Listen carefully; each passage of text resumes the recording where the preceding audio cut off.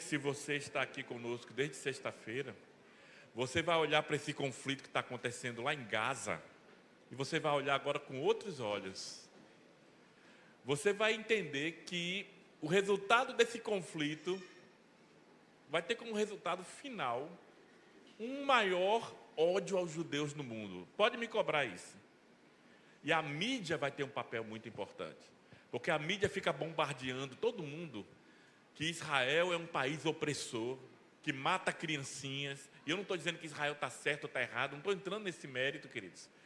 Eu estou dizendo que o resultado final disso é o antissemitismo cada vez maior. Por quê? Porque nós estamos caminhando para o clímax do antissemitismo, que vai acontecer no final da grande tribulação. Mas hoje nós não vamos falar sobre isso, queridos. Nós não vamos falar sobre isso. Vamos ver se está passando aqui. Nós vamos falar hoje sobre o arrebatamento. Pronto, aqui, ó. Hoje nós vamos estar abordando aqui o arrebatamento da igreja. E tem uma pergunta aqui, ó. Você será arrebatado? A pergunta de $1 milhão. E se você ficar até o final, você vai sair daqui. E se você for honesto com você mesmo, você vai saber se você será arrebatado. Amém? Então, queridos, vamos começar então. O arrebatamento da igreja, você será arrebatado. Nós vamos procurar hoje aqui entender o que é o arrebatamento. Você como igreja, queridos, você tem que saber sobre o arrebatamento. Talvez deva ser o assunto escatológico mais importante para você. Eu vejo gente preocupada com o anticristo, não sei o quê, e não sabe nada do arrebatamento. E é um arrebatamento que você vai vivenciar, queridos. Você não vai ver o anticristo, não. Você não vai estar nem aqui na terra. Você tem que procurar saber com detalhes o que vai acontecer com você no momento que a trombeta soar. O que vai acontecer. E nós vamos aprender isso aqui hoje com base no que a Bíblia nos fala. Queridos, vocês fizeram aqui hoje diversas perguntas, mas ainda tem mais pergunta aqui, ó. Tá vendo aí? Vão ter 7 perguntas que nós vamos estar respondendo aqui hoje. Eu vou usar o método de responder perguntas para estar passando para você o estudo sobre o arrebatamento. Então, quais são as perguntas que nós vamos estar respondendo aqui hoje? Primeiro, o que é o arrebatamento? Você tem que saber o que é o arrebatamento. Segunda pergunta, qual é o propósito do arrebatamento? Por que Deus vai arrebatar a sua igreja? Terceira pergunta, como é que vai ser o arrebatamento? Como se dará o arrebatamento? Quarta pergunta, qual é a diferença, pastor Davi, entre o arrebatamento e a segunda vinda de Cristo? Não são a mesma coisa. São eventos distintos. Vocês vão ver aqui que eles são muito diferentes. A quinta pergunta, essa que nós já temos falado aqui, né? Que você já sabe a resposta. A igreja vai passar pela grande tribulação. E eu vou mostrar para você mais detalhadamente aqui hoje por que eu creio que a igreja não vai passar. Respeito quem pensa ao contrário. Tem gente que acha que a igreja vai passar. Eles interpretam lá João 16:33. O que é que João 16:33 diz? Jesus disse o quê? No mundo tereis... Você tem aflição na sua vida, queridos? Se você não tiver, peça emprestado a mim que eu posso passar para você algumas. Porque a aflição a gente tem todo dia. Mas a tribulação, queridos, a grande tribulação não é essa aflição, queridos. São de naturezas diferentes. Você sofre hoje porque você serve a Deus. Você sofre hoje porque você faz escolhas erradas. Tudo isso aí causa sofrimento. Mas a tribulação é a ira de Deus sobre a terra. Não é um sofrimento qualquer. Então há uma diferença nisso aí que você não pode confundir. A sexta pergunta, o que é que acontecerá com a igreja logo após o arrebatamento? Nós já falamos um pouquinho aqui. E a última é talvez a mais importante. Quem será arrebatado? Amém? Você vai estar lá nesse dia? Todos juntos? Amém. Então vamos começar, queridos? Então vamos começar com a primeira pergunta. O que é o arrebatamento? Você vai aprender aqui, nunca vai esquecer disso. Arrebatamento é o trasladar de crentes vivos ao céu, ao final da era da igreja, sem passarem pela morte num instante. Arrebatamento para crente vivo. Ressurreição para crente que já passou para o Senhor. Então, os mortos em Cristo não são arrebatados, eles são ressuscitados. E também vão subir, mas o arrebatamento é para vivo, queridos. E você vai ver na história que já aconteceram outros arrebatamentos. Esse aqui que vai acontecer com a igreja não é o primeiro arrebatamento, né? Arrebatamento está na Bíblia. E tem gente aí que diz assim, não tem arrebatamento na Bíblia. Claro que tem. Nós temos diversos arrebatamentos, nós vamos ver aqui. A palavra arrebatamento, queridos, ela vem do grego arpazo, que quer dizer arrebatar, apoderar-se com força. Ela aparece aqui em 1 Tessalonicenses 4,17, que nós vamos já meditar nesse texto aí. Então, o arrebatamento é você tirar de algum lugar. Talvez você andando no ônibus e de repente alguém arrebatou sua carteira. Pode ter acontecido isso. Já? O cara botou a mão, pronto, você nem viu. Quando você botou a mão no bolso, foi arrebatada. Celular, também. Tem gente aí que é especialista em arrebatar celular, que você nem vê. Pois é, isso é arrebatamento também. Agora, queridos, aqui nós estamos falando de um arrebatamento que vai acontecer com a igreja. A igreja será arrebatada da terra, né? Então, queridos, agora interessante que no latim, queridos, nós sabemos que a nossa Bíblia ela vem da Vulgata Latina, principalmente a Bíblia em inglês, né? A palavra para arrebatamento é rápio, que quer dizer agarrar, raptar e arrebatar. Daí vem alguns animais que são chamados de raptores. O que é um animal raptor? Por exemplo, a águia. A águia, ela está vendo um animal ali embaixo, ela vem e arrebata. Né? Interessante que no inglês não aparece a palavra arrebatamento, aparece rapto. Então, se você quiser procurar arrebatamento em inglês, você tem que procurar rapto, que eles usam essa palavra que vem da raiz da palavra latina, né? Rápio. Olha só um exemplo de arrebatamento aí. Está vendo aí? Né? Essa águia, ela arrebatou esse peixe. Estava lá tranquilamente, né? E foi levada, né? Olha só os arrebatamentos que nós temos na Bíblia. Tem gente que não acredita em arrebatamento. Olha só, o primeiro arrebatamento está aqui, ó, foi com Enoque. Enoque, a Bíblia diz que ele andou com Deus e Deus o levou para si. Então Enoque foi levado sem ver a morte. Outro arrebatamento, Elias, em 2 Reis capítulo 2. Agora, interessante que esse arrebatamento tem o registro de uma testemunha. Quem foi que testemunhou o arrebatamento? Eliseu. E Eliseu colocou isso como prova. Ele disse assim, se eu vou ser o substituto dele, eu quero ver ele subindo. Então, querido, deixa eu falar logo uma coisa aqui, que é uma controvérsia que eu vejo muita gente falando aí na internet, de arrebatamento secreto. Não sei se você já ouviu falar disso, arrebatamento secreto. Não tem na Bíblia isso, né? Que arrebatamento é secreto. O que a Bíblia fala do arrebatamento é que ele é iminente. Iminente é diferente de secreto. Agora, quando você vê a descrição do arrebatamento, que nós vamos ver daqui a pouco, algumas pessoas entendem que a ideia que passa é que será uma coisa tão rápida, mas tão rápida que ninguém vai ver. Então nós vamos ver daqui a pouco como vai se dar o arrebatamento. Mas, queridos, o que a Bíblia diz, que Paulo vai dizer, que é num abrir e fechar de olhos, não é o arrebatamento. É o transformar do corpo. Nós teremos nosso corpo transformado, o quê? Num abrir e fechar de... Aí sim, ó, dê uma piscada aí agora. Pronto. Vai ser mais rápido que isso. A transformação do corpo. Mas a Bíblia não diz que o arrebatamento será no abrir e fechar de olhos. Então a gente não pode afirmar que será visível ou não. Eu creio que as pessoas do mundo não vão ver você subindo. Não vão ver. Como, por exemplo, quando Jesus subiu aos céus, ali foi um arrebatamento também, está aqui, ó, Atos capítulo 1. Todos os crentes viram, mas nenhum ímpio viu. E a testemunha de Jesus subindo aos céus foi dada pelos crentes que viram. E o anjo disse assim, varões galileus, por que estáis olhando para cima? Eles estão vendo Jesus subir. Ó. Do mesmo modo que ele subiu, ele vai descer. Então ali foi um arrebatamento que todo mundo que estava ali viu, mas não foi visto por ímpio. Eu não encontro nenhum arrebatamento na Bíblia que foi testemunhado por um ímpio. Então eu sou levado a entender que quando a igreja subir, os ímpios que ficarem não vão ver você subir. Não me pergunte como. Até mesmo porque o diabo vai inventar uma mentira, né? Ele vai inventar uma mentira de que você foi para um lugar ruim, que essas pessoas foram tiradas da terra porque estavam atrapalhando a terra. E o mundo vai ser melhor agora porque a igreja não está mais aqui. Olha só que mentira. Sem a igreja, esse mundo vai virar de cabeça para baixo. Outro arrebatamento, que eu falei hoje mais cedo. Ó. Filipe, ele saiu ali do caminho de Gaza para Azoto.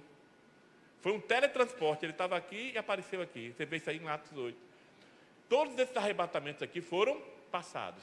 Agora o próximo arrebatamento, e esse aqui, é o primeiro arrebatamento que é coletivo. Deus não vai arrebatar uma pessoa. Ele vai arrebatar milhões e milhões e milhões de pessoas em todo o mundo. E eu creio que isso vai acontecer em breve. E depois desse arrebatamento, nós temos aqui as duas testemunhas. Quando você lê Apocalipse capítulo 11, queridos, o ministério das duas testemunhas é na primeira metade da tribulação. E eles são profetas contra o anticristo. Eles vão profetizar, e tudo que eles profetizam acontece. Por isso que o mundo todo vai odiar esses dois camaradas. Eles vão ser odiados pelo mundo, eu falo mundo ímpio. O anticristo vai odiar eles. Por quê? Porque ele vai profetizar, por exemplo, seca. Aí vai ter uma seca tremenda. Vai profetizar que vai cair fogo do céu. Cai. Aí o que acontece? O anticristo vai lá e mata eles. E o texto diz que depois que eles morrem, o mundo começa a trocar presentes, se alegrando. Porque eles acham que com a morte desses homens vai acabar o problema. Olha, vai começar o problema. Aí o que acontece? O anticristo, ele profana essas duas testemunhas. Porque no judaísmo, quando uma pessoa morre, ela tem que ser enterrada no mesmo dia. Aí o que é que o anticristo vai fazer? Não vai enterrar eles não. Coloca o corpo deles em praça pública, para todo mundo ver a minha vitória. Esse é o pensamento do anticristo. E eu, queridos, se eu estiver lá no céu, eu quero conectar na CNN para ver esse negócio. Porque a Bíblia diz que, enquanto eles estão celebrando, imagina só que cena, queridos. 2 homens mortos durante 3 dias. A Bíblia diz que o espírito de vida entra neles. E eles se levantam. O mundo todo vai ver isso, que as televisões vão estar transmitindo isso. E na mesma hora que eles se levantam, eles são levados aos céus. Eu creio que vai acontecer literalmente. Pode me internar no hospital, mas eu não vou deixar de crer nisso, não. Eu disse a vocês, dê preferência para a interpretação literal. Sabe como é que alguns amilenistas interpretam isso aqui? As duas testemunhas, alguns dizem, Igreja Israel. Olha, já começou a mudar. Aí dá uma espiritualizada, entendeu? Queridos, a Bíblia diz que são 2 homens. Alguns dizem que é Moisés e Elias. Eu não quero entrar nesse mérito, eu não acho que é Moisés e Elias. Por que Deus teria que trazer Moisés e Elias? Se tem homens aqui que podem ter a mesma unção deles. Deus pode levantar homens que vão viver aqui na terra e derramar sobre eles a mesma unção que ele derramou sobre Moisés e Elias. Ele não precisaria trazer. Enoque eu tenho certeza que não é. Por que Enoque não é? Tem gente que diz assim, eu conheço um que diz assim, pastor Davi, eu tenho certeza que vai ser Enoque e Elias. Aí eu disse, é mesmo, por quê? Porque Paulo diz lá em Gálatas que aos homens está ordenado, olha só, ordenado, morrer uma só. Eles estão devendo uma morrida. Eles passaram para o céu sem morrer. Então eles vão ter que voltar para a terra para morrer. Olha só que raciocínio, né? Primeiro, que a igreja vai ser arrebatada e nós não vamos morrer, se nós formos arrebatados. Então essa lei não está valendo. E segundo, quando Deus levou Enoque, ele diz assim, Deus o levou para que ele não visse a morte. Será que se você acha que Deus mudou de opinião? Não, agora eu vou mandar ele embora porque eu quero que ele veja a morte. Deus não muda, queridos. Então não tem como ser Enoque, né? E nem... Agora, eu respeito quem acha que pode ser Elias e Moisés, né? Mas eu coaduno que serão 2 testemunhas judeus que vão viver em Jerusalém e vão receber a unção, a mesma unção que Deus derramou sobre Enoque e Elias. Então a primeira pergunta já foi, o que é o arrebatamento? Vamos agora para a segunda pergunta. Qual é o propósito do arrebatamento? Queridos, nós estamos aqui na era da igreja e aqui na frente está a tribulação. O arrebatamento, ele encerra a era da igreja. Ele põe um ponto final. Onde é que começou a era da igreja, queridos? Dia de Pentecostes. Atos capítulo 2, é o que nós entendemos, e a grande maioria dos teólogos entende. Ali nasce a igreja. Por isso que Jesus diz: ficai em Jerusalém, até que do alto sejais revestido de poder. E o Espírito Santo veio sobre a igreja como nunca tinha vindo antes, em momento algum. No Antigo Testamento, queridos, o Espírito Santo vinha, mas ele vinha em visitação. O profeta falava, o Espírito Santo. Hoje o Espírito Santo o quê? Habita em nós. Isso nunca aconteceu. O Espírito Santo habitando dentro de nós. Deus habitando no seu coração. Ele está arrumado? Não, ou ele está sujo? Já pensou? Você recebendo Deus no seu coração e o coração está todo sujo? Não pode, né? Ele tem que estar limpo, tem que estar santo, né? Então, queridos, o Espírito Santo encerra a era da igreja. E a tribulação, queridos? O que dá início à tribulação é a aliança que nós já falamos aqui, do anticristo com Israel. A igreja foi arrebatada, vai ter um intervalo de tempo aqui, que eu não sei quanto é, a Bíblia não diz. Tem gente que pensa, queridos, que a tribulação começa logo em seguida. O arrebatamento acontece, a tribulação começa no dia seguinte. A Bíblia não diz isso. A Bíblia só diz, a Bíblia me indica que o arrebatamento acontece antes. Quanto tempo antes? Não sei. Pode ser que Jesus seja arrebatado, ou Jesus venha arrebatar a igreja hoje, e passe 10 anos. Sabe o que, é que pode acontecer nesses 10 anos? A guerra de Gog e Magog, que nós falamos aqui. Que já é um preparatório para a grande tribulação. Pode ser. A guerra de Gog e Magog pode acontecer com a igreja aqui, pode. Eu não sei. Mas nós não sabemos. Pode acontecer a tribulação começar um dia depois, um mês depois ou 10 anos depois. O que vai acontecer, que eu sei, é que ela começa com a assinatura, com a aliança entre o anticristo e Israel e as nações árabes, né? Todas as nações da terra que vivem ali. Propósito do arrebatamento. O arrebatamento encerra a era da igreja. O propósito de Cristo no arrebatamento é levar a igreja, a sua noiva, para estar com ele para sempre. Nós vamos ver esses textos aqui daqui a pouco. Livrar a igreja da grande ira de Deus sobre os habitantes da terra, ou seja, da grande tribulação. Eu vou pedir para alguém aí ler bem alto aqui, ó, 1 Tessalonicenses 1:10. Paulo falando aos Tessalonicenses que é uma igreja que gosta muito de escatologia. Quem pode ler aí bem alto aí?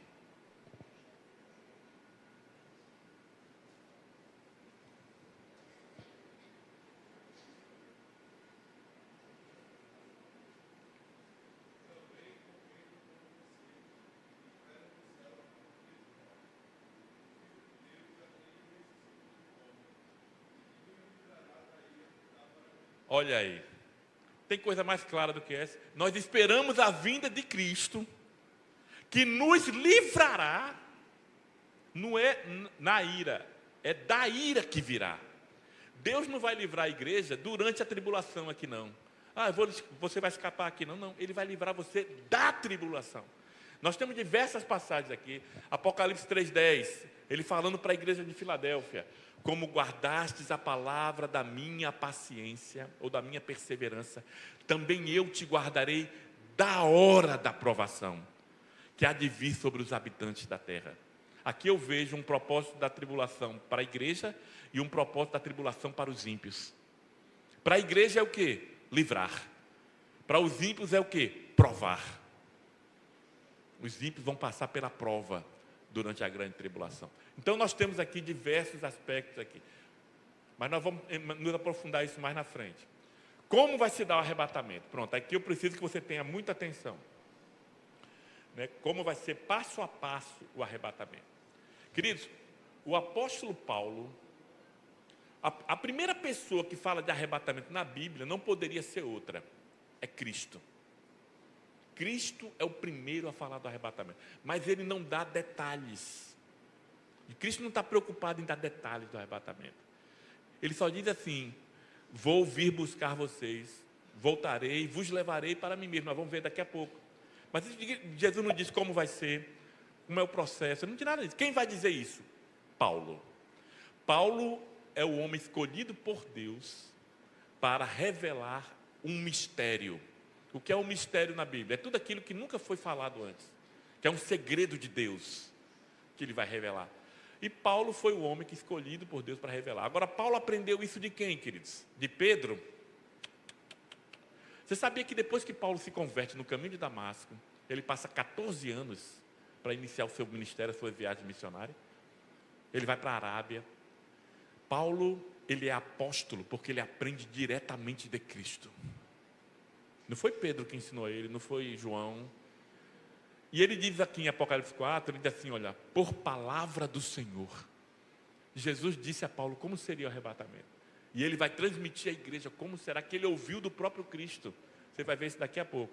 Então, queridos, nós vamos entender aqui como se dará o arrebatamento.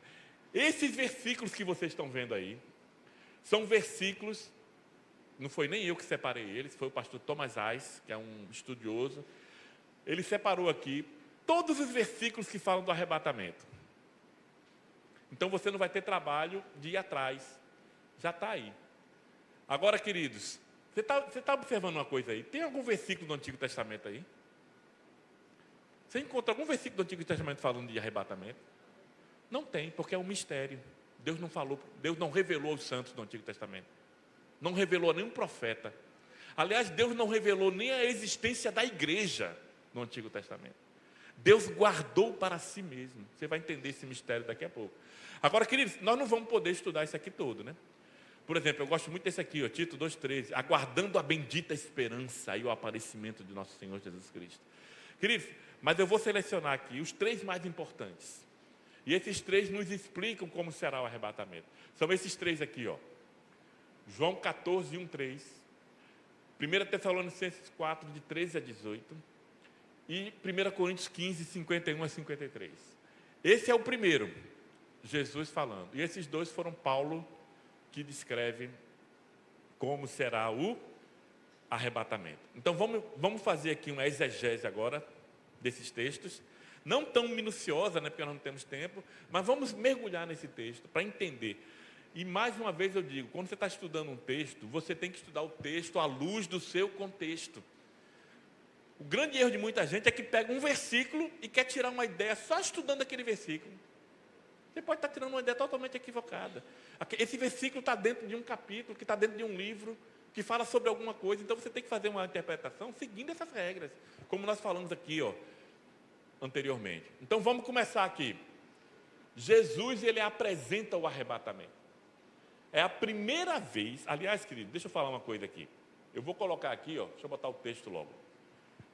João 14. Esse aqui é um pedaço do discurso de Jesus. Esse discurso é o chamado discurso do cenáculo.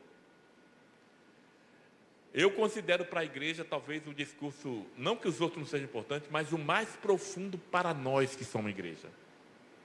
Porque ele está falando coisas aqui que ele nunca falou. Se você procurar em Mateus, Marcos e Lucas, você não vai encontrar isso.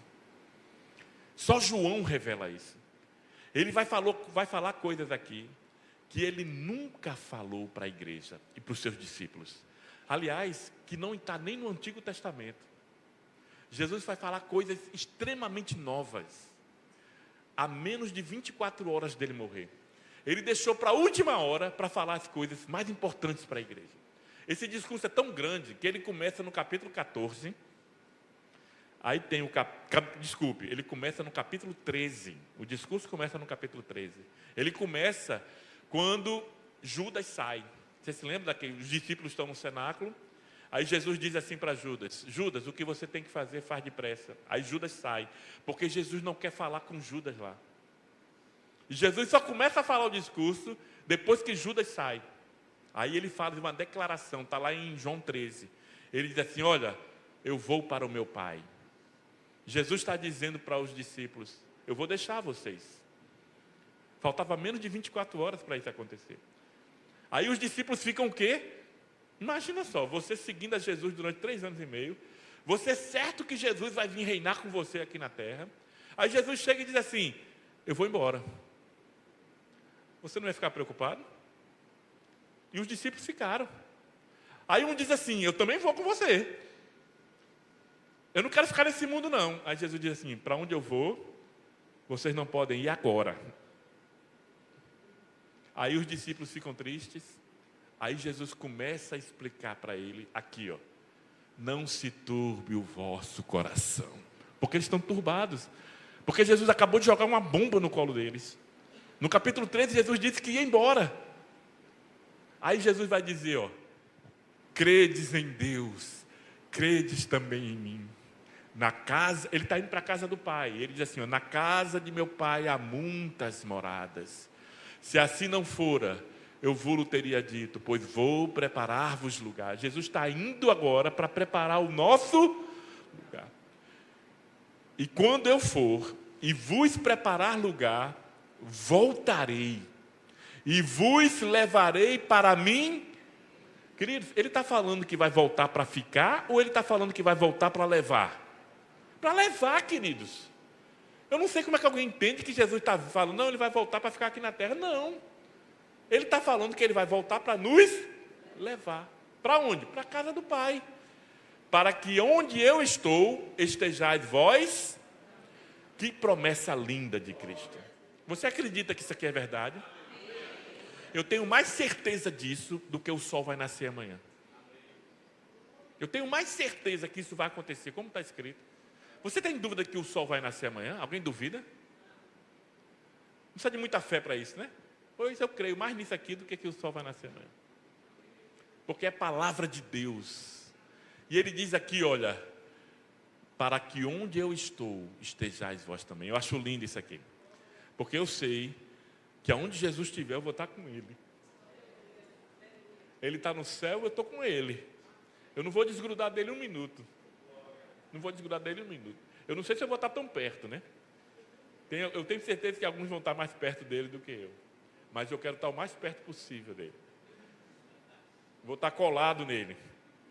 Queridos, olha só o que é que o Dr. Charles Hyde, né, que é um grande dispensacionalista, ele diz uma coisa interessante sobre o discurso do cenáculo.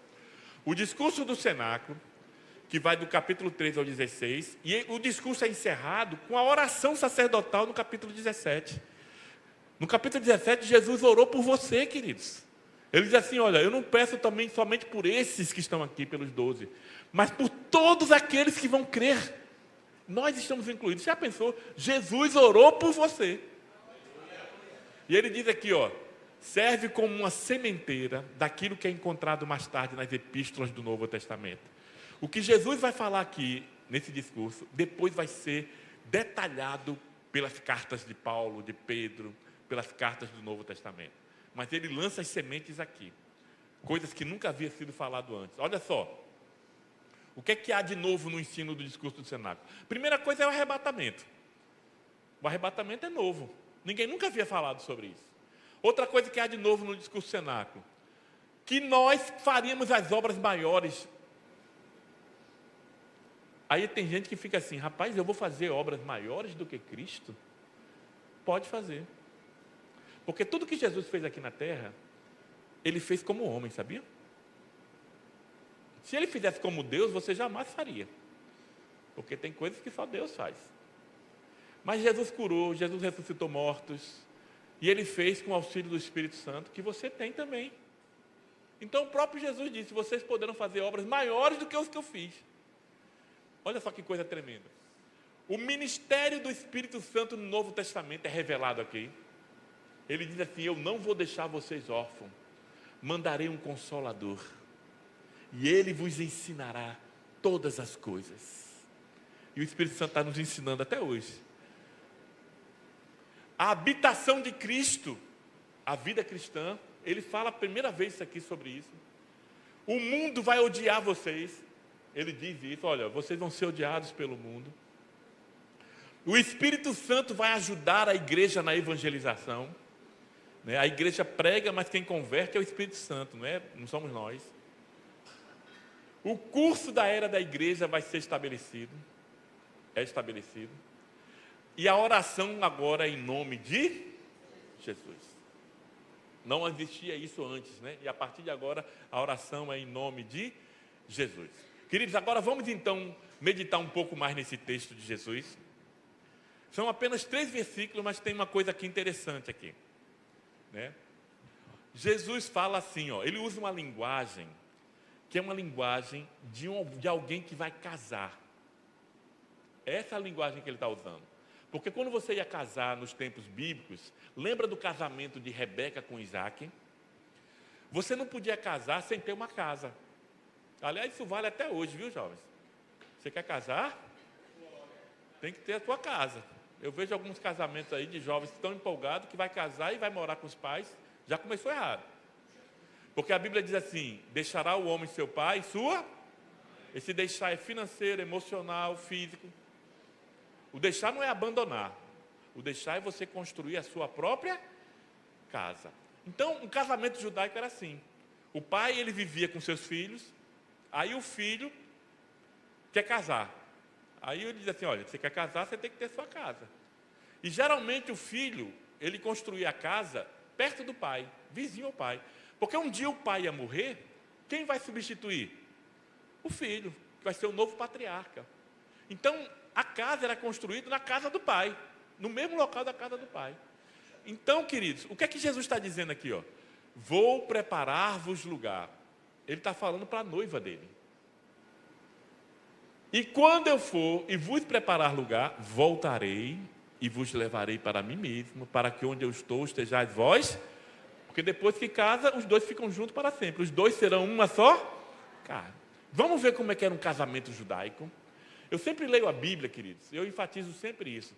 Você tem que ler a Bíblia com os olhos da cultura oriental judaica de 2000 anos atrás. Jesus não era brasileiro. Jesus não era de Pernambuco, queridos. Jesus era judeu. E ele viveu no povo judeu, dentro de uma cultura judaica. Então vamos entender como era um casamento nos tempos bíblicos. Eu vou mostrar para vocês. E através de desenho aqui, ó. Agora até Pedrinho vai gostar agora. Viu? Ó aqui, ó. Casamento judaico. Olha como é. Aqui está a casa do pai. Se assemelha muito ao que aconteceu com Abraão, Isaac, né, e Rebeca. O pai está aqui na casa dele, ele é o patriarca. Aí esse pai tem um filho, certo? Que um dia vai, né, receber a herança do seu pai. E esse pai e esse filho, eles têm uma pessoa de confiança, que geralmente ele é chamado de amigo do noivo.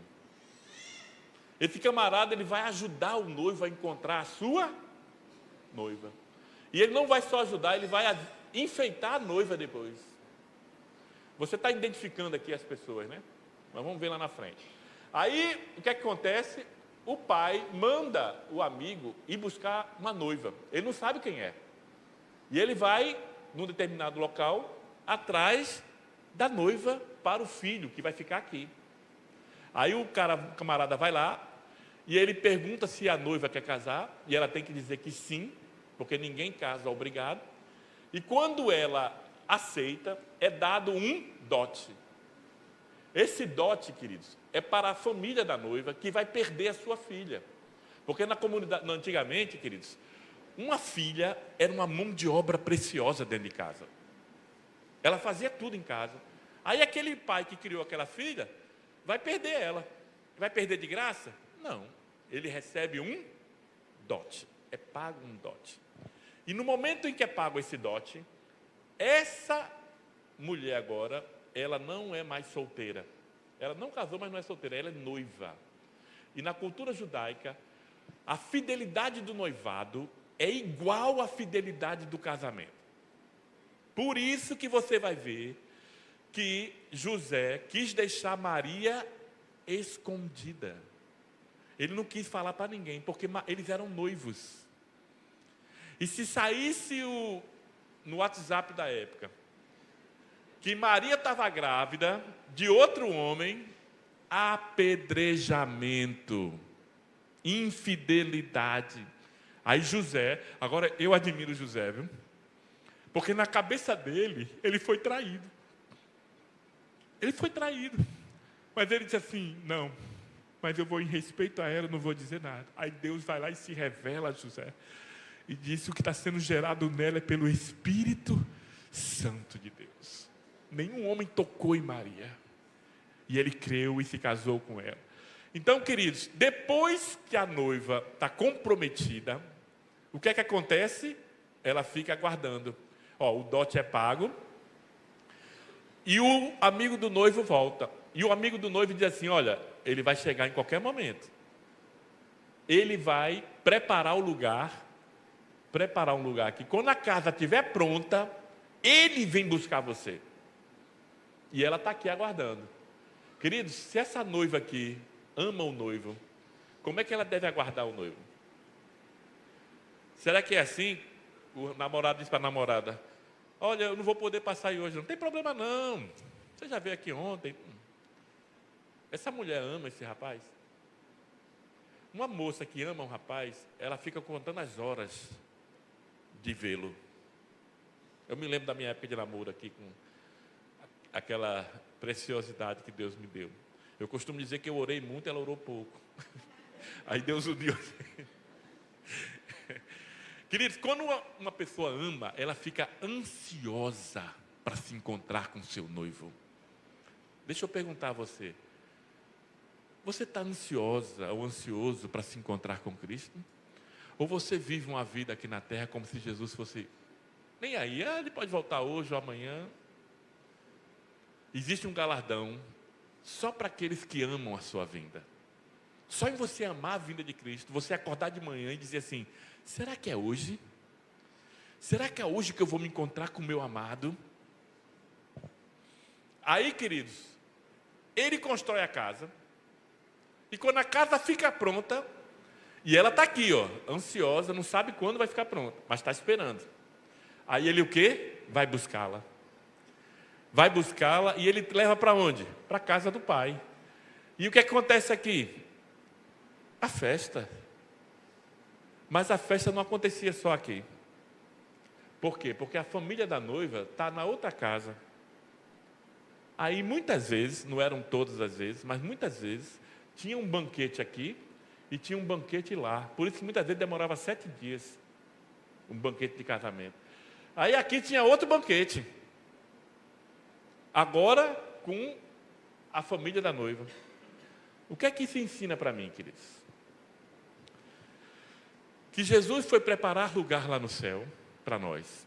E que ele vai voltar a qualquer momento. E quando ele voltar, ele vai levar a igreja para a casa do Pai.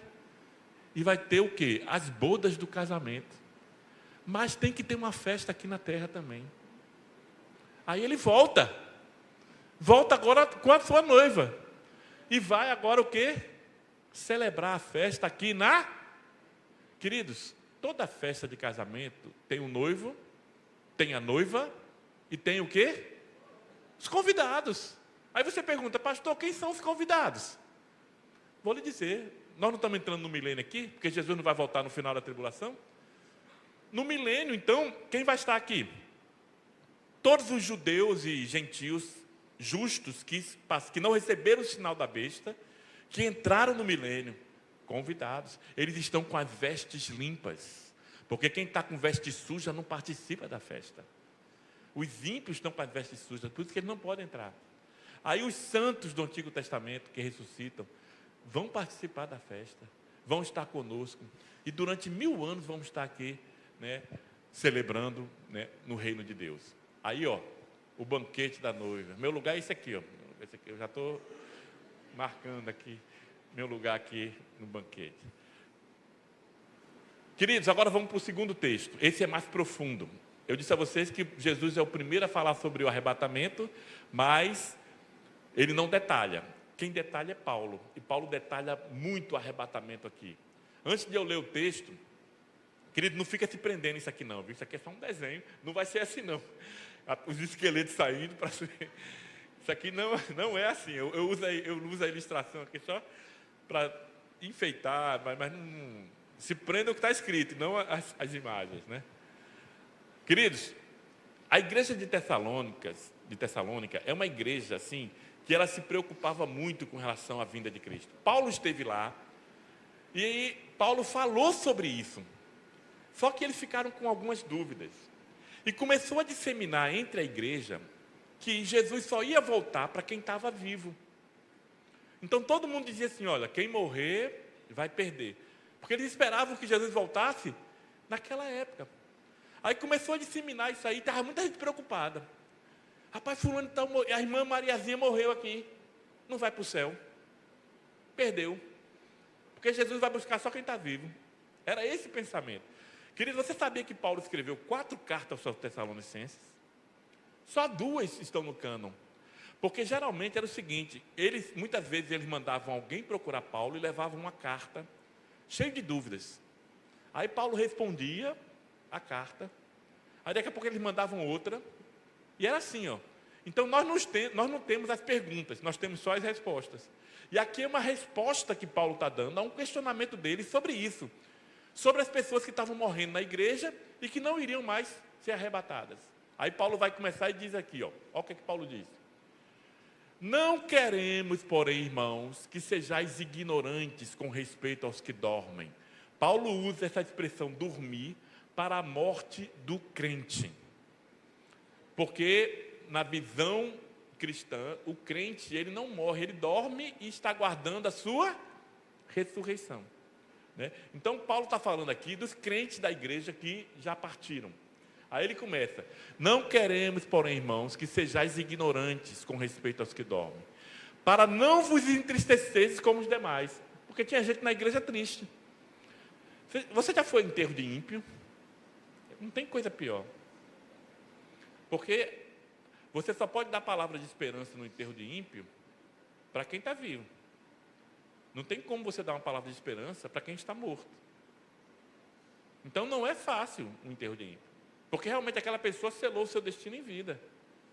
Então você vai falar para os que estão vivos, porque enquanto há vivo há esperança. Então os crentes aqui estão tristes, aí Paulo está dizendo, para você não se entristecer como os demais, que não têm esperança. Quem é que não tem esperança? É o ímpio. Por isso que a morte de ímpio é uma coisa triste, porque não há esperança. Aí ele continua, pois, aí ele vai fazer uma relação aqui, ó.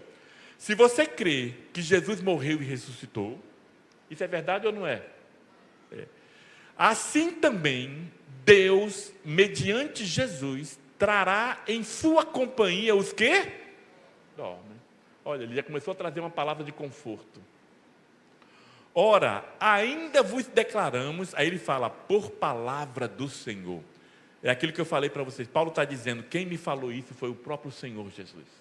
Eu ouvi da boca dele isso. Por palavra do Senhor, de modo algum precederemos os que dormem. Ele está falando que nós, os crentes vivos, não vamos subir na frente dos que já morreram. Aí ele vai explicar agora como vai ser o arrebatamento. Portanto, o Senhor mesmo, dada a sua palavra de ordem, e ouvida a voz do arcanjo, e ressoada a trombeta de Deus, quem é militar aqui sabe, há uma ordem hierárquica aqui. Há um sinal dado e começa a desencadear uma série de sinais. E a trombeta de Deus, então quando a trombeta tocar, é o sinal do arrebatamento. Descerá dos céus e os mortos em Cristo ressuscitarão primeiro. Então, eles vão ressuscitar. Você será arrebatado. Depois nós, os vivos, olha Paulo se incluindo aqui, ele esperava o arrebatamento para os dias dele. Os que ficarmos, seremos arrebatados, arpazo, juntamente com eles. Nós vamos nos juntar. Então, esse irmão que um dia sentou nessa cadeira ao seu lado, que não está conosco, não se preocupe. Você vai encontrar com ele novamente, nesse dia aqui. E seremos arrebatados juntamente com eles, entre nuvens, para o encontro do Senhor nos ares. Eu acho importante isso aqui, porque Jesus não pisa na terra. As pessoas ficam falando, eles dizem que Jesus vai vir 3, 4, 5 vezes. Não, aqui Jesus não pisa na terra. Nós é que vamos ao encontro dele nos ares. E assim estaremos para sempre com o Senhor. Consolai-vos, pois, uns aos outros com estas palavras. Então você entendeu? Em determinado momento, o Senhor mesmo vai dar a palavra de ordem. Aí o arcanjo vai repercutir. Aí um anjo vai tocar a trombeta, será ressoada a trombeta de Deus. E quando isso acontecer, Jesus vem dos céus com os mortos em Cristo. E ele vai ficar nos ares, essas pessoas não vão vir à terra. E nós, os mortos ressuscitam primeiro. O que Jesus vem do céu é com a alma e o espírito delas. Vem junto, para quê? Para se completar. Porque o homem só está completo quando ele está com corpo, alma e espírito. Hoje, no céu, só tem uma pessoa com corpo glorificado. É Cristo. Todos os que estão no céu hoje estão com a alma e com o seu espírito. O corpo está no túmulo. Aguardando a sua... Então, vamos ver aqui os estágios. Primeiro, o Senhor Jesus Cristo, junto com o espírito dos crentes que morreram durante a era da igreja, desce dos céus para a atmosfera da terra. Repare bem que eu falei, durante a era da igreja. Quem é que está lá no céu? Vou dar um exemplo aqui. Quem é que está lá no céu também? Sem corpo. Quem é que está? Abraão. Está lá no céu também. Moisés. Eles vão descer junto? Não. Porque arrebatamento é para a igreja. Eles são salvos? Claro que são. São santos, têm o seu lugar, mas eles são os convidados. Olha que honra, né? Você vai casar e vai estar lá Abraão no seu casamento, Davi, Moisés, tudo lá, vendo o casamento. Que privilégio nós sermos a noiva. E tem gente que quer ser Israel. Eu vou imitar isso aqui do judeu. Eu vou carregar uma arca na igreja. Eu vou botar no seu... Queridos, nós sabemos o papel de Deus com Israel, mas nós somos igreja. Israel é Israel, não quero imitar Israel. Israel, Deus tem um negócio com eles e vai resolver com eles lá na frente. Mas nós temos o privilégio de sermos a noiva do Cordeiro. Agora, segunda coisa, os corpos dos crentes que morreram durante a era da igreja são ressuscitados. Isso aqui está na sequência, viu? Primeiro esse. Terceira coisa, os crentes vivos no momento do arrebatamento são transformados e recebem corpos glorificados. Juntos, os corpos ressurretos dos santos mortos e os corpos transformados dos crentes vivos são arrebatados até onde se encontra o Senhor, na atmosfera, nos ares. Acompanhando de todos os arrebatados de toda a era da igreja, junto com o Senhor, acompanham-no em sua jornada à atmosfera até a casa do Pai. E nós viveremos para sempre com o Pai. Queridos, o arrebatamento explica o mistério. O que é isso? Porque tudo que eu estou falando aqui para vocês é um mistério, era um mistério. Não foi revelado em lugar nenhum, só agora foi revelado. E eu disse a vocês que a própria igreja, a existência da igreja era um grande mistério. Vamos procurar entender aqui. Olha só, um mistério na Bíblia não é algo misterioso ou de difícil compreensão. Não é esse entendimento de mistério que eu estou falando. O mistério na Bíblia refere-se a uma nova revelação sobre algo do plano de Deus que nunca foi falado antes. É o que vemos quando Deus usou Daniel revelar aspectos do seu plano. Por exemplo, nas 70 semanas. Até aquele momento, as 70 semanas era um mistério. Aí Deus vai lá e revela a Daniel. E o que vemos também no Novo Testamento em relação à introdução de uma nova verdade relacionada a Cristo e à igreja. Aí Paulo vai falar desse mistério. Olha só, presta atenção. Esse aqui é o plano de Deus para Israel. Isso aqui é mistério? Não. O plano de Deus para Israel está lá desde que Deus chamou quem? Abraão. Então, o plano de Deus para Israel, em momento algum, era um mistério. Aí Isaac, Jacó e seus descendentes, não tem nada de mistério aí. Mas tinha algo oculto aqui, que Deus não revelou no Antigo Testamento. O que é? Olha o que é que Paulo vai dizer em Efésios 3. Para pregar aos gentios, olha aí. Até aqui os gentios estavam fora, queridos. Eles eram fora do plano de Deus, até aqui. Aí ele diz, para pregar aos gentios o evangelho das insondáveis riquezas de Cristo. E manifestar qual seja a dispensação do... Ou seja, eu vou revelar o mistério que estava, o quê? Desde os séculos, oculto em Deus. Só Deus sabia. Que criou todas as coisas, para que pela igreja, a multiforme sabedoria de Deus se torne conhecida. Agora, segundo o eterno propósito que estabeleceu em Cristo Jesus, nosso Senhor. Então a igreja agora é revelada e está dentro do plano de Deus. Olha a igreja aqui, Sim, mistério e oculto de Deus. Preste bem atenção nessas duas palavras. Agora olha só, queridos, Os profetas do Antigo Testamento, todos eles, quando Deus dava uma visão, uma profecia a eles, eles viam o que nós chamamos na teologia de picos da profecia. Eles não viam tudo, eles viam algumas coisas. Sabe quando você está viajando aqui, você vê uma cadeia de montanhas, você não consegue ver tudo, mas você consegue ver os picos da montanha, né? E às vezes tem uma montanha atrás da outra e você não sabe qual que está na frente e qual que está atrás, porque você está muito longe. Era assim a visão dos profetas do Antigo Testamento. Não pense que os profetas viam tudo, não. Eles viam algumas coisas que Deus revelava a eles. Eu vou botar um gráfico aqui que você vai entender. Ó. Olha só, aqui está um profeta, pode ser Isaías, Daniel, Malaquias. Eles estão aqui, ó. Ele está aqui no Antigo Testamento. Aí eles olham para o futuro. Aí eles estão vendo o que, olha. Quem foi que viu essa crucificação aqui? Isaías. Isaías detalha no capítulo 53 a crucificação de Cristo. Ele viu, mas ele só viu isso. Ele não viu o ministério de Cristo. Aí olha só aqui, ó. Olha o anticristo aqui, ó. Quem foi que viu o anticristo aqui? Daniel. Ele está olhando daqui e ele está vendo só o pico aqui, ó. O anticristo que ainda vai surgir. Daniel já viu. Agora, queridos, presta atenção. Olha aqui, Malaquias, o sol da justiça ele está vendo. Agora, presta atenção. Entre essa montanha e essa, tem um vale. Nós estamos nesse vale. Ninguém viu a igreja, porque Deus escondeu ela. Por isso que nenhum profeta do Antigo Testamento falou da igreja. Porque a igreja estava oculta em Deus. Porque Deus só quis revelar ela no momento oportuno. Por que Deus fez assim, pastor Davi? Porque Ele quis.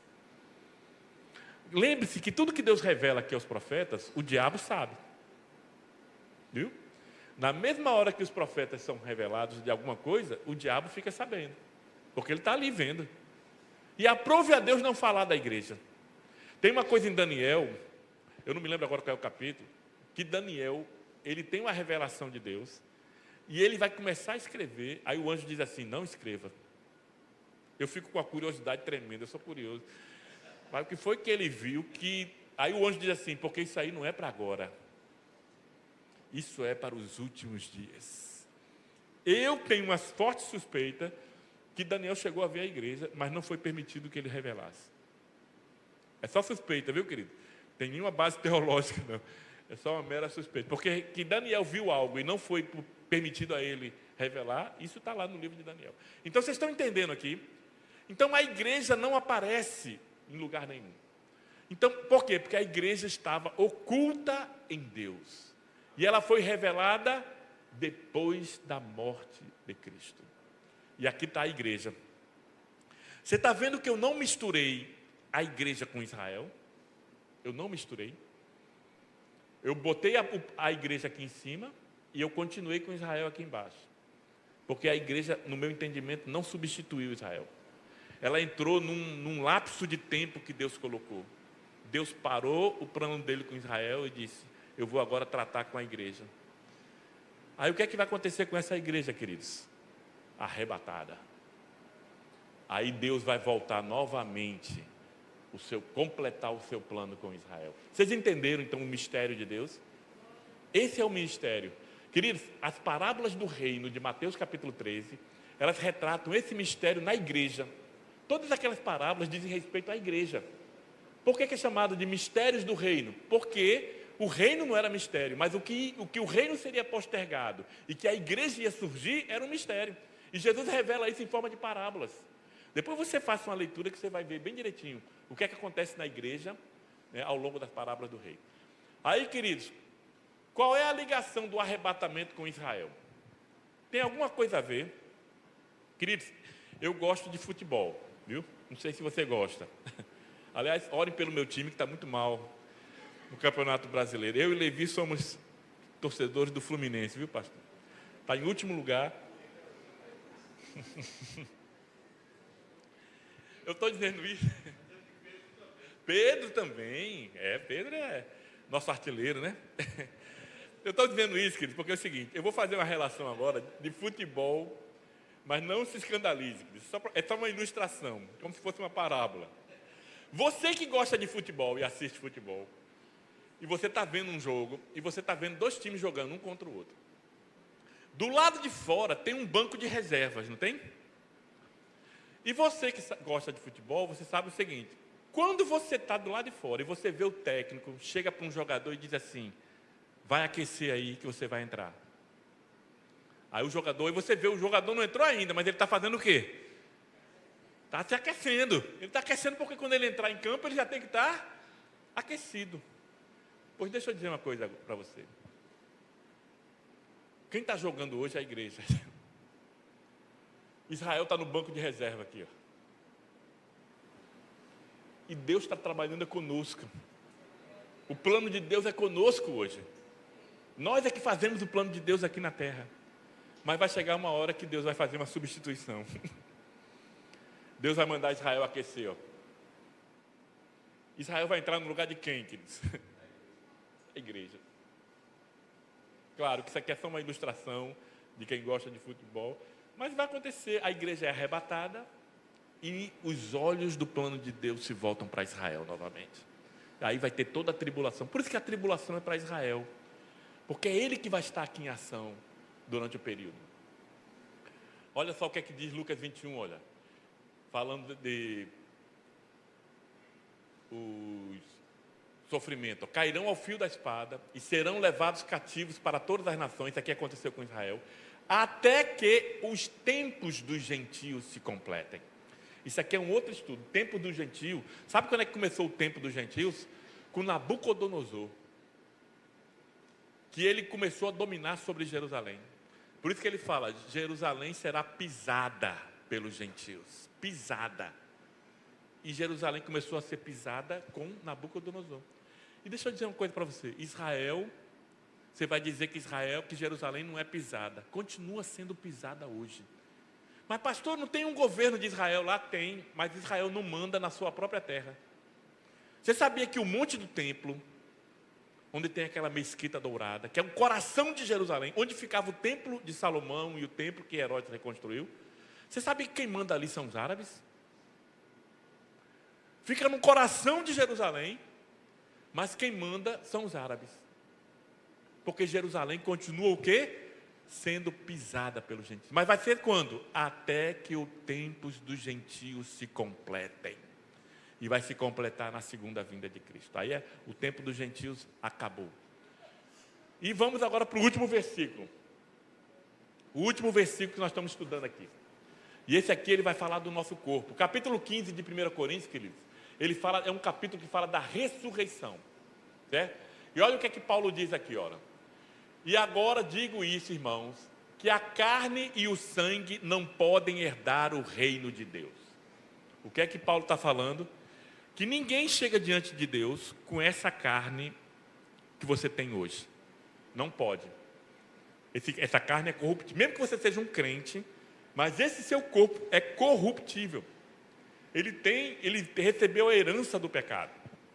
Aí ele continua. E nem a corrupção herdar a incorrupção. Aí ele vai dizer agora o quê? Olha a palavra mistério aqui, ó. Mais uma vez.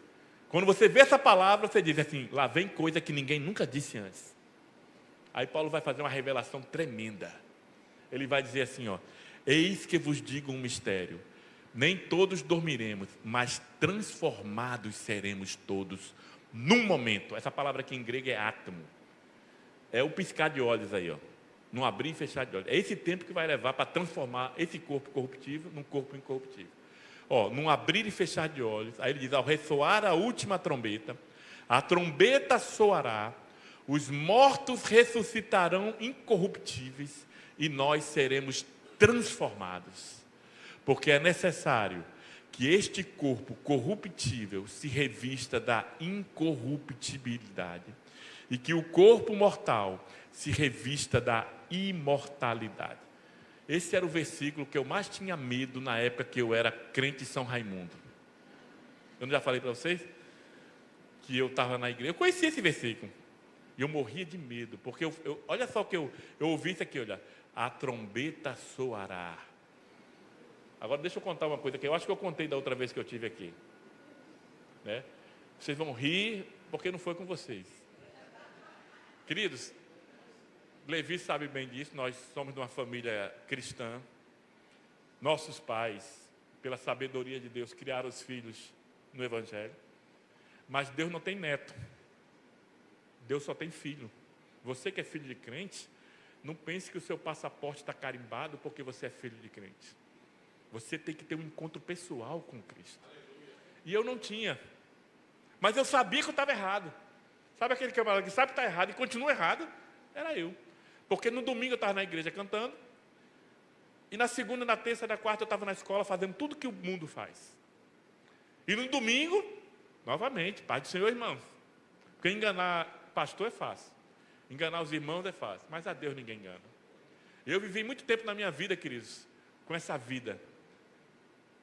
Mas, queridos, eu morria de medo do arrebatamento. Porque meu pai ensinava lá no culto doméstico. Todo dia tinha culto doméstico na minha casa. Todo dia. A gente só podia brincar na rua, jogar bola depois do culto. E meu pai lia o texto. Aí ele dizia assim, vamos orar para que o arrebatamento aconteça o mais breve possível. Aí eu dizia para mim mesmo, que nada. Eu vou orar para que não seja agora. Queridos, deixa eu lhe contar a história aqui. Um belo dia, Levi era muito pequeno ainda, né? Eu acho que ele era de berço. Mas eu e meus irmãos, nós íamos todos os dias de manhã para a escola, lá no Rio de Janeiro, na Ilha do Governador, eu me lembro bem.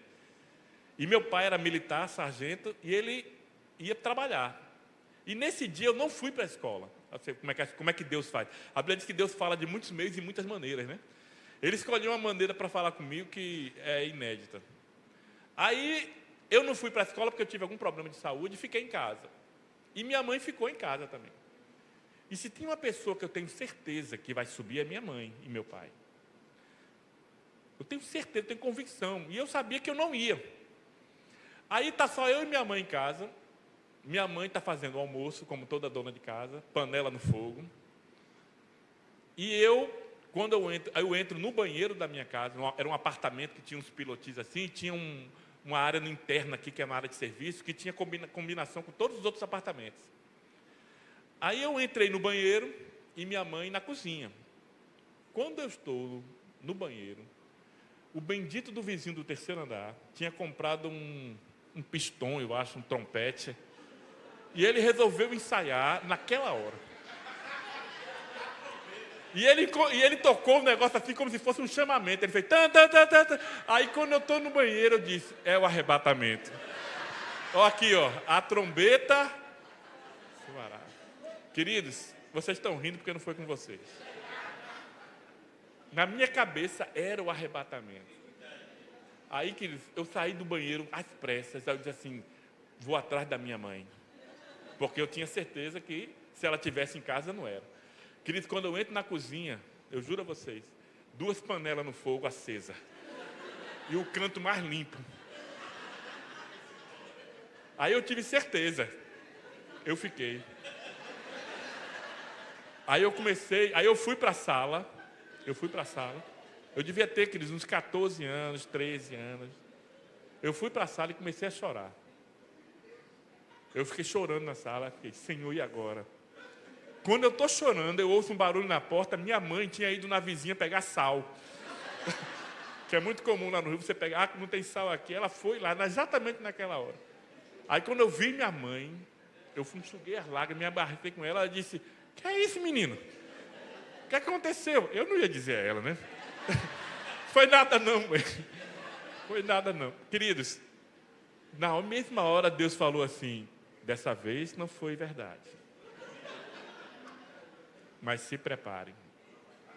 Queridos, isso aí me serviu como um incentivo de eu mudar de vida. Deus não tem netos. Não tem coisa pior na vida de um crente, é ele conhecer a verdade e rejeitar a verdade e ficar aqui por causa da rejeição da verdade. Agora, queridos, ele fala aqui no corpo que vai ser transformado num corpo incorruptível. Queridos, agora uma vez eu estava no estudo e um irmão fez uma pergunta para mim, daquelas bem difíceis, sabe? Tem gente que fica só pensando assim, vou botar esse cabo numa imprensada agora. Aí ele fez a seguinte pergunta para mim, pastor, para ter ressurreição tem que ter corpo. Aí eu disse assim, aí eu já fiquei preocupado. Ih, rapaz, lá vem coisa. Eu falei, é verdade, só tem ressurreição se tiver corpo. Mesmo que seja só um esqueleto, mas tem que ter. Aí ele disse, pastor, deixa eu dar um exemplo aqui. Aí eu disse, diga. Vamos supor que um crente foi queimado. E você sabe que quando queima fica só o pó. Aí eu disse, é verdade.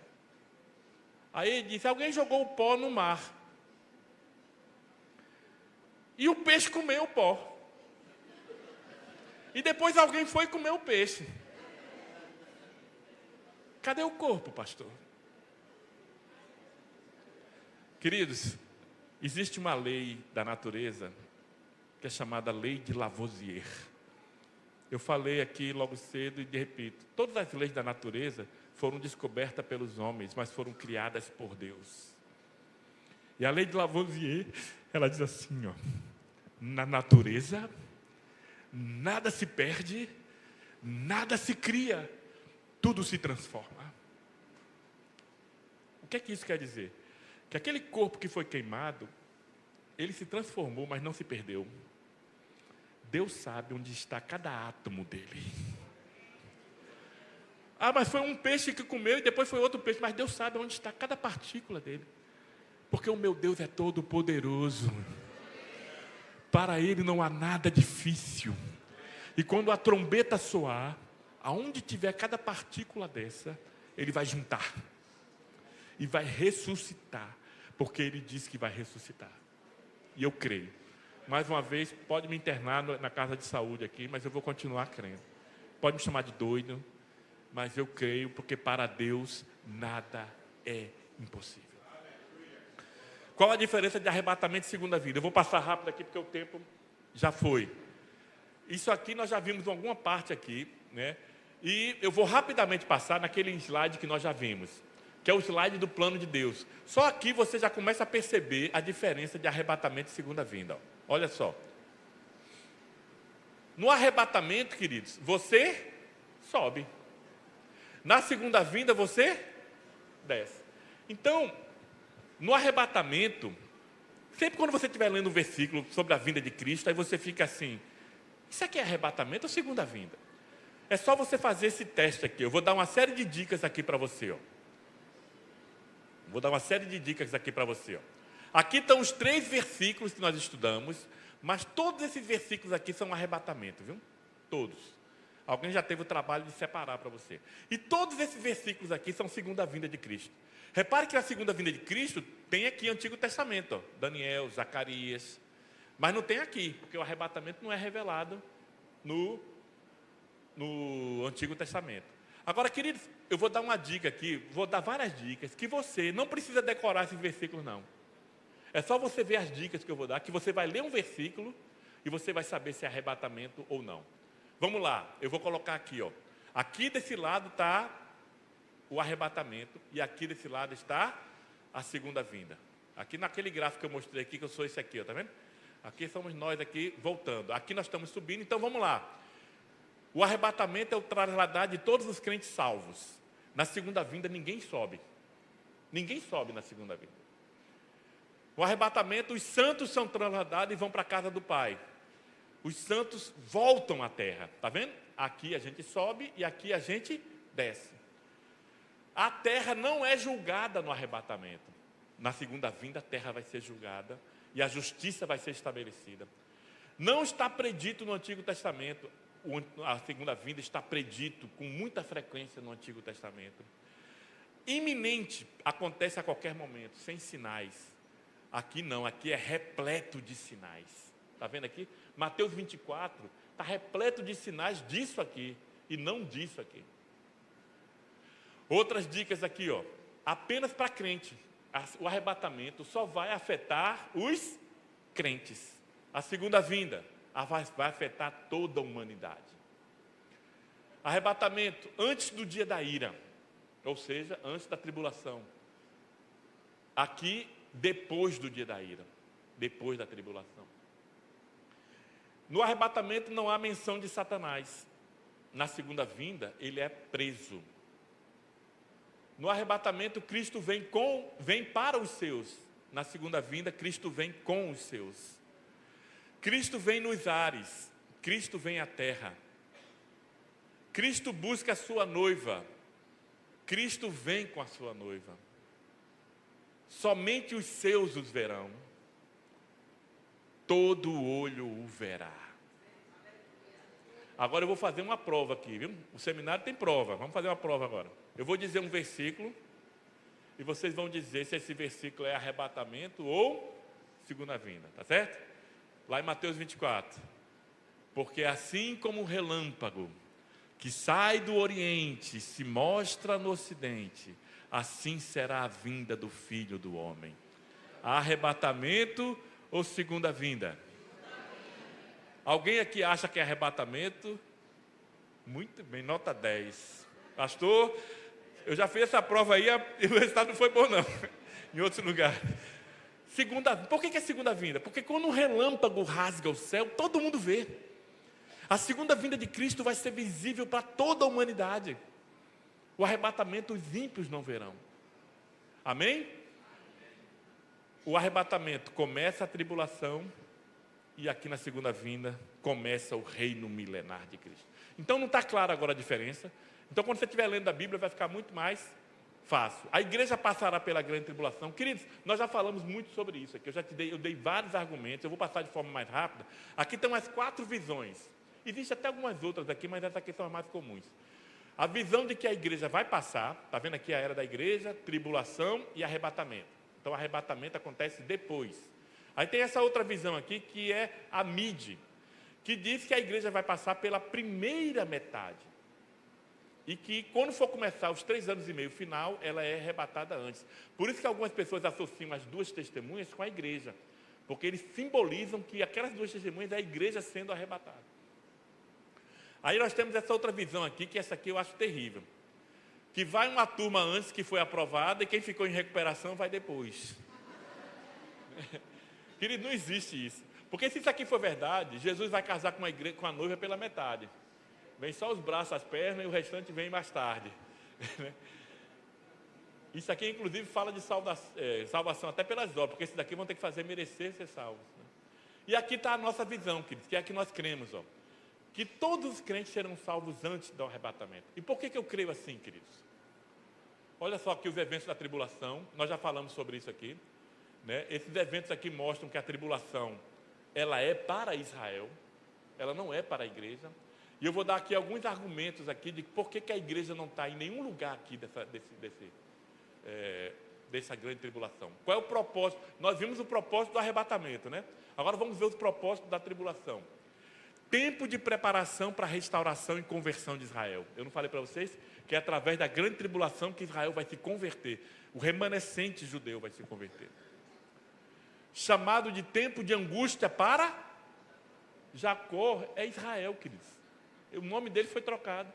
Então, a tribulação é um tempo de angústia para Israel. É a 70ª semana de Daniel. Queridos, as 70 semanas de Daniel, está bem claro lá em Daniel 9, é para Israel. Ele diz assim, olha, 70 semanas estão determinadas para o seu povo, para Israel. Então, nenhuma das 70 semanas é para a igreja, todas as 70 semanas é para Israel. E a última semana não começou ainda. Então, a última semana também é para Israel. Ela é também para os gentios, ó, para provar os que habitam na terra. Todas as pessoas da terra serão provadas durante a grande tribulação. Se elas vão ficar do lado de Cristo ou do anticristo. Abalar a falsa sensação de segurança do homem. Isso aqui, queridos, é uma coisa muito atual.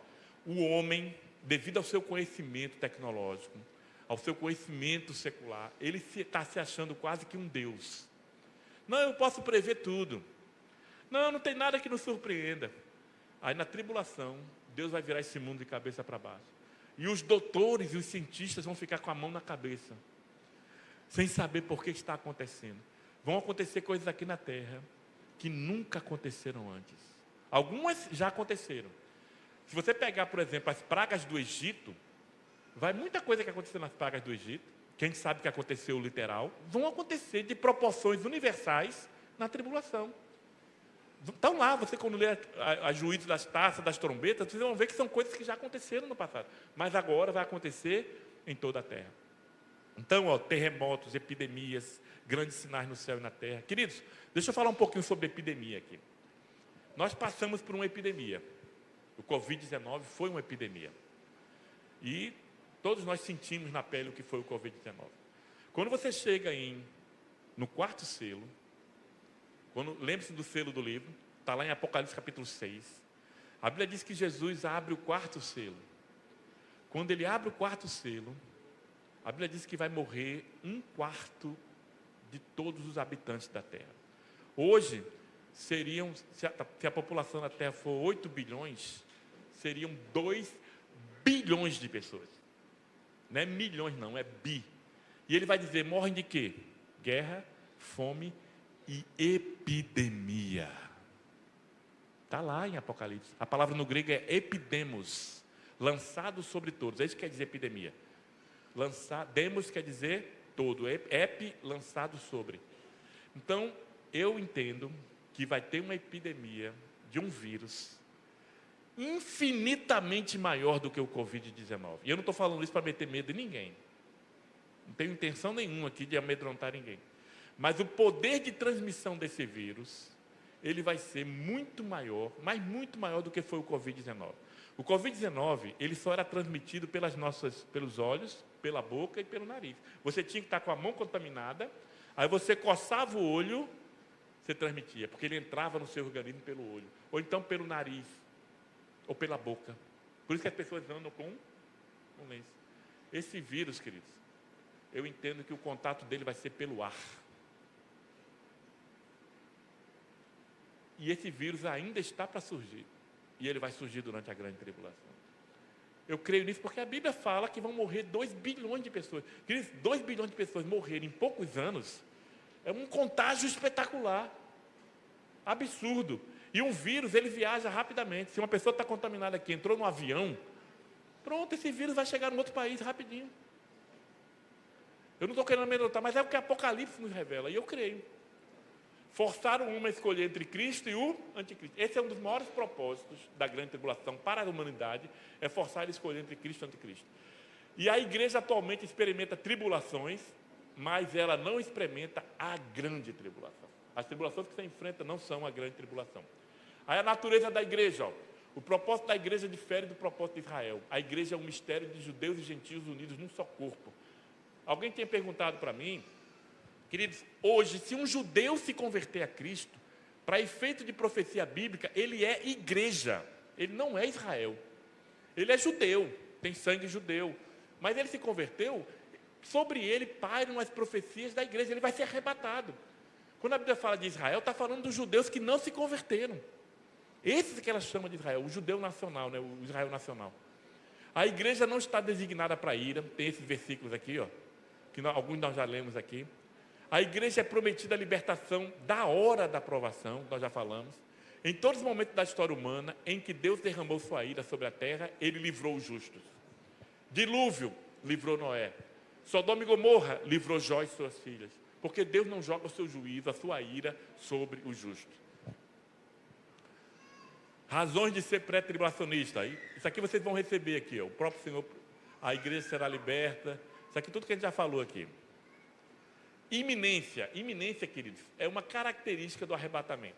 O que é um evento iminente? É que pode acontecer a mas também pode demorar 100 anos. Ele continua sendo iminente. É como se eu ouvi uma explicação de um paraquedista, que quem já fez curso de paraquedista sabe, que quando você vai ser lançado, você vai para a porta, fica com um gancho aqui, e você a qualquer momento vai vir uma luz verdinha. A luz verdinha acendeu, você pula. Pois é, Jesus está aqui na porta, esperando a luzinha acender. Pode acender agora, pode acender daqui a um tempo, mas ele já está na porta para entrar, não falta acontecer nada. Então, a iminência, queridos, é uma coisa que está na igreja desde o seu início. Qual era a saudação dos crentes na igreja primitiva? Não era a paz do Senhor, não. A paz do Senhor é coisa nova. Quando um crente via outro na rua, ele dizia Maratá. São 2 palavras em aramaico. Ora vem, Senhor Jesus. Eles esperavam Jesus todo dia. Então, queridos, sempre a igreja tratou a volta de Cristo como iminente. E a única visão que respeita a iminência é o pré-tribulacionismo. Porque quem é pós-tribulacionismo, eu já disse aqui, não está esperando Jesus, está esperando o anticristo. Porque o anticristo tem que vir antes de Cristo. Porque Jesus só vem no final da... Essa é a visão pós-tribulacionista, que eu não concordo. Então, queridos, aqui tem algumas características. Ó. Um breve não é o mesmo que iminente. Pastor Gilton vai lembrar disso. Na Igreja Assembleia de Deus do Alecrim, a antiga, tinha lá escrito Jesus breve. Aquilo ali teologicamente está errado. Porque breve indica um espaço de tempo, mesmo que pequeno que seja. E iminência não é nem breve. Iminência é que já pode acontecer a qualquer momento. Ó, o arrebatamento é iminente, a segunda vinda não é. Então, isso aqui tudo vocês vão receber, queridos. Aqui são textos que eu separei aqui, que mostram a iminência, né? Versículos que mostram falando sobre a iminência. E o que acontecerá com a igreja logo após o arrebatamento? Queridos, a hora já foi. Essa aqui é a penúltima pergunta nossa, né? Então, eu vou falar rápido sobre o tribunal de Cristo, sobre os galardões, que eu já falei um pouco aqui, porque eu quero passar para a última pergunta, que é a que vocês estão ansiosos aí para saber se vocês serão arrebatados ou não, né? Então, o que é que vai acontecer com a igreja depois, logo depois do arrebatamento? Tribunal de Cristo. Você vai ser julgado por Cristo. E Ele vai julgar você pelas suas obras. Esse julgamento não é para ser salvo. Você já está salvo. Aliás, você já está até no céu. Mas você agora vai ser julgado pelas suas obras. Por quê? Porque você serve a um Deus que é justo. Deus não trata todo mundo igual não, queridos. Ele trata todo mundo igual na salvação. Mas no galardão, não. Quem trabalhou mais, recebe mais. E o galardão vai ser importantíssimo no milênio, né? O que você vai ter aqui. Pois todos nós devemos comparecer perante o tribunal de Cristo, para que cada um receba de acordo com as obras praticadas por meio do corpo, quer sejam boas, quer sejam más. Então pode ser que você receba, ou pode ser que você não receba nada, se as obras suas não forem boas, né? Aí, Romanos 14, 10. Mas tu, porque julgas o teu irmão, ou tu também, porque desprezas teu irmão, pois todos havemos de comparecer ante o tribunal de Cristo. O versículo mais completo, detalhado do tribunal de Cristo é esse aqui. 1 Coríntios 3, 11. Que Paulo vai falar dos tipos de obras. Ele fala aqui, olha... Ele está falando aqui, que, num sentido figurado, de que todos nós aqui na Terra, enquanto vivemos, estamos construindo um prédio.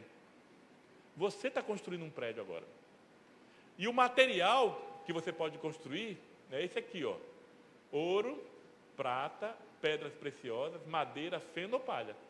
Repare que ele não fala de pedra, de tijolo. Ele fala desses materiais, porque esses materiais têm um significado nas obras. Aí ele diz aqui, olha... Primeiro, quando você vai construir um prédio, qual é a primeira coisa que você faz? Alicerce. Aí ele diz assim, olha, ninguém pode colocar outro alicerce além do que já está posto, que é Jesus Cristo. Se você estiver construindo sobre qualquer outra coisa que não seja Jesus Cristo, você não está construindo nada para Deus. Então, só quem pode construir é quem nasceu de novo, que tem como alicerce a Cristo. Aí depois que você tem o alicerce, que é Cristo, que é o alicerce de todos nós aqui, é Cristo, aí aqui, do alicerce para cima, é cada um que vai construir. Aí ele diz, ó, se alguém constrói sobre esse alicerce, usando ouro, prata, pedras preciosas, madeira, feno ou palha, sua obra será mostrada, porque o dia atrará a luz. Hoje, nós não conseguimos ver as obras que serão aprovadas, porque não chegou o dia. O dia é lá em cima. Aí ele diz, ó, pois será revelada pelo fogo. Apocalipse, quando mostra Jesus no capítulo 1, ele diz assim, os seus olhos são como chamas de fogo. E o texto dá a indicação de que é como se tivesse um buraco no olho de Jesus e você vê o fogo dentro dele aqui assim. São esses fogos, esses olhos que vão olhar para as nossas obras. Aí ele continua. Será revelado pelo fogo, que provará a qualidade da obra de cada um. Olha aí, vai provar a qualidade. Não é que a pessoa não fez, ela fez, mas com que qualidade? Se o que alguém construiu permanecer, depois que passar pelo fogo, se permanecer, esse receberá recompensa. Se o que alguém construiu se queimar, sofrerá prejuízo. Contudo, será salvo, como alguém que escapa através do fogo. Ele é salvo porque a salvação é pela graça. mas não tem galardão. Queridos, então vai ser assim, ó. Você vai chegar no céu, eu vou chegar, todos nós vamos chegar, e vai ter lá diversos materiais. E Jesus vai botar os olhos de fogo dele e vai queimar. Quando queima, o que é que acontece com o ouro quando queima? Purifica. O que é que acontece com a prata quando queima? Purifica. O que é que acontece com pedras preciosas quando queima? Purifica. Agora, o que é que acontece com a madeira como queima? E o feno, e palha, pior ainda. Então você já identificou aqui que tem 3 materiais que ficam e 3 materiais que vão embora. A grande pergunta é: que materiais você tem colocado na construção do seu prédio? Só você pode responder. E Deus também sabe. Queridos, ouro, rapidamente eu vou falar sobre isso, ligado à tipologia bíblica. Ouro é tudo que você faz para a glória de Deus. É para Ele. É a glória. Você gosta de ver, é aquele lema de João Batista: é necessário que Ele cresça e que eu diminua. Prata tem a ver com a redenção. Você resgatava o escravo pela redenção. Tudo que você faz pela obra redentora de Cristo, para salvar almas, com amor pelas almas perdidas, é prata. Então eu sei que tem muita gente aqui que tem muita prata, pastor, porque já se dedicou à vida de muitas pessoas, no discipulado, está lá junto. Discipulado não é fácil, queridos. Você pregar e uma pessoa se converter aqui, muito bom, mas e o depois, e o amanhã? Que exige que você dedique o seu tempo para estar com aquela pessoa que está tomando leite, e você já come carne de primeira, mas você tem que ir lá com ele, comer leite com ele, para que ele cresça. São obras que você faz pelos outros. E pedras preciosas têm a ver com a ação dos dons do Espírito Santo na sua vida. Quando você usa aquilo que Deus te deu em prol do reino de Deus, você está ganhando pedras preciosas. Madeira, pastor, madeira está ligada à humanidade. É aquilo que você faz para você. Parece que é para Deus, mas não é. É para você. É você que quer aparecer. É você que quer ser reconhecido na rede social. É você que fica olhando os views. Ah, eu tive 50 views, 50 coraçõezinhos. Fulano só teve 20. Tem gente assim. Tem gente assim. Aí Deus olha para esse camarada e diz: está fazendo para ele. Vai queimar. Não vai ficar nada. Feno. Olha só, palha. Queridos, palha aqui indica 2 coisas. Inconsistência na Bíblia, algo que não tem consistência. Sabe o que é? Aquela pessoa que começa e não termina. Ele começou a fazer a obra, fez certo, mas desistiu. Agora, palha também significa, queridos, escravidão. A palha no Egito era associada à escravidão. Quando o faraó foi escravizar mais, ele disse assim: não dê palha para eles fazerem os tijolos, mande eles fazerem, para eles trabalharem mais ainda. Você não serve a Deus como escravo, queridos. Não faça nada para Deus obrigado.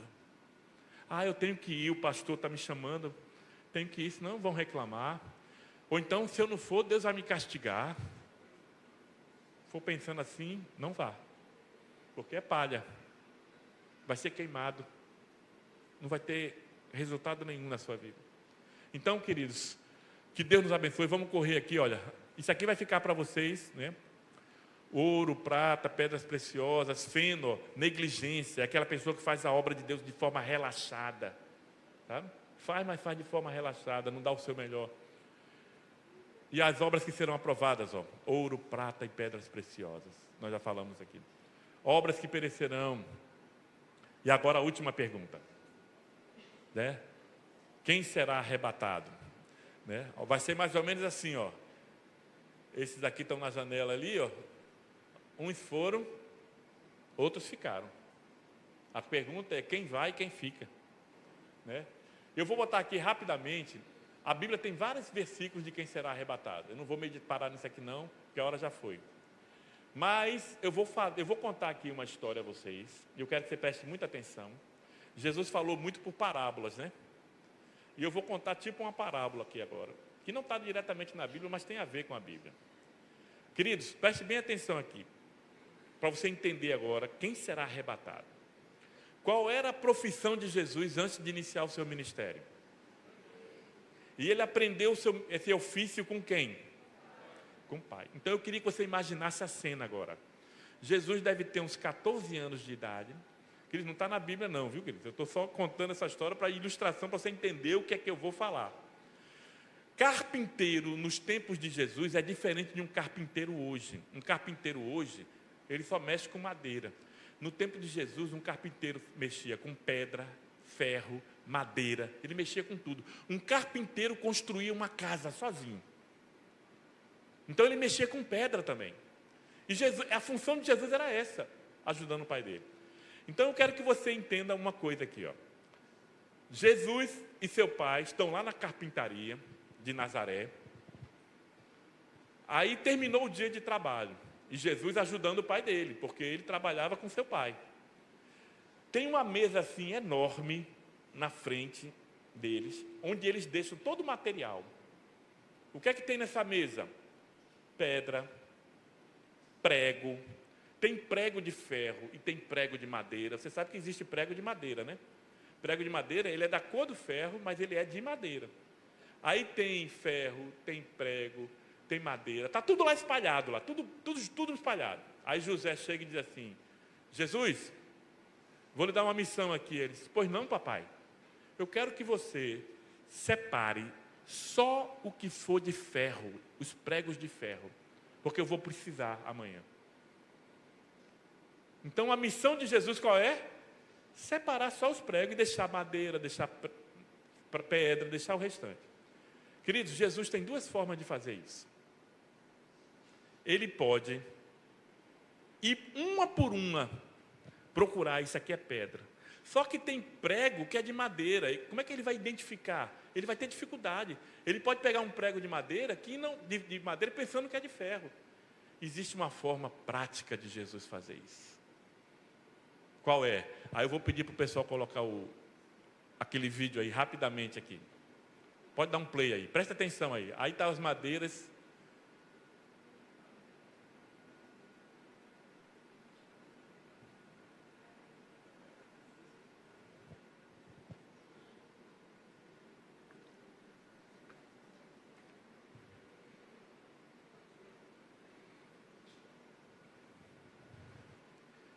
Queridos, vocês entenderam aqui, né? Qual é a forma prática? Jesus pega um imã potente e sai passando em cima da mesa aqui. Quem vai ser atraído para o imã? Só os pregos. Aí eu digo, por quê? Aí é física. Porque eles têm a mesma natureza. Quem será arrebatado por Cristo e será atraído a Ele? Quem tem a mesma natureza de Cristo. Se tiver um prego de madeira pintado com a cor de ferro, ele vai ser atraído porque não tem a mesma natureza. Tem cara de crente, jeito de crente, fala de crente, mas não é nascido de novo. Vai ficar porque não tem a natureza de Cristo. Agora, olha só esse slide aqui. Tem um prego enferrujado e tem um prego torto. A nossos olhos quer dizer, esse prego torto não serve. Não tem utilidade, mas tem a natureza de Cristo. Esse aqui, queridos, não tem galardão para ele não. Porque ele foi um prego torto. Mas ele nasceu de novo. Ele creu no Senhor Jesus Cristo. E é isso que é a coisa mais importante. Que eu sempre digo nos estudos de escatologia. É muito bom você saber se você é pré, se você é após. Mas o que é que adianta, queridos?